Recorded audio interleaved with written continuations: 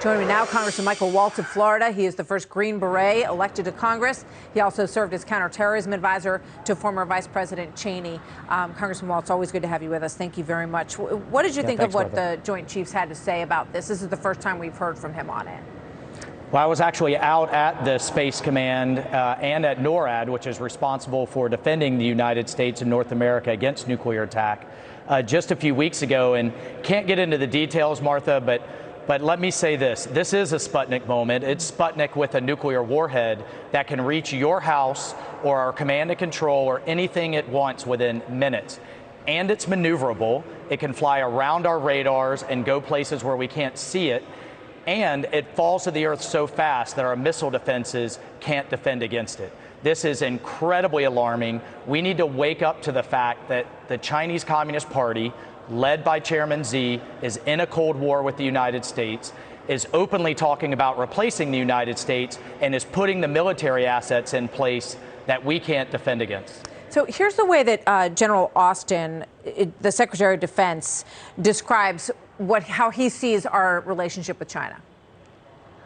You've heard me say a number of times that China is my pacing challenge, and we're going to remain focused on that. What does that mean, my pacing challenge?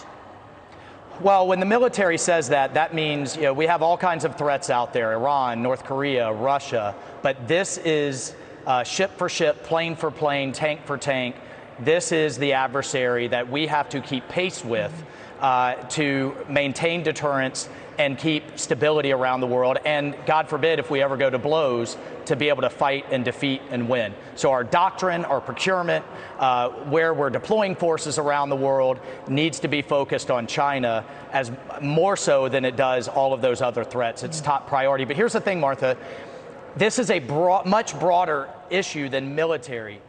This hypersonic weapon and the other weapons they're deploying, they're stealing the technology from our universities, from our research institutions, through cyber, and it's our money through our trade deficit, through the investments that Wall Street is making, through these corporations like Nike and Coke and Apple and others. It's American money that's fueling this military buildup, and it's American technology that they're stealing in order to replace us as a global leader.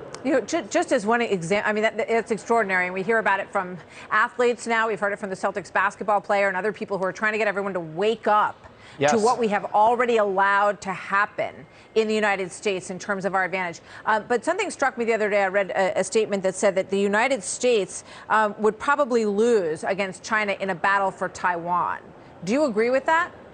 Well, the war games that we're running now, that's the case, Martha. The first shots are almost always fired in space and cyberspace. If they have the capability to drop whole portions of our grid, if they have the capability to take out our GPS or our satellite constellations that our entire economy, modern economy, depends on, and our military depends on, then yes. And I think what they bank on is that we lack the political will in this White House, where they smell weakness, and even more broadly, to commit what we need to commit to defend Taiwan. But really what it is defending the global economy and stability led by the United States.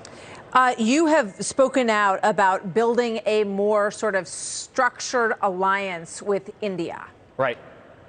Well, we've never faced an adversary with an economy that is bigger than ours and that has created dependencies, whether it's our pharmaceuticals or rare earth minerals or you name it, that we've become dependent on. I don't know that we can keep pace with them alone, but we can when it comes to the world's largest democracy, India, Japan, Australia, and NATO together. What we have that China doesn't have are friends and allies, but we have to lead them. And they have to know they can depend on us. And right now, after this Afghanistan debacle, that's really in doubt with this White House. Yeah, that is the alliance, as you describe it, that would need to be put together to really confront China on all of these levels. And you're speaking out about it today. Representative Michael Waltz, always good to see you, sir. Thank you very much for being here. Thanks so much, Martha. Great to see you. All righty, thanks.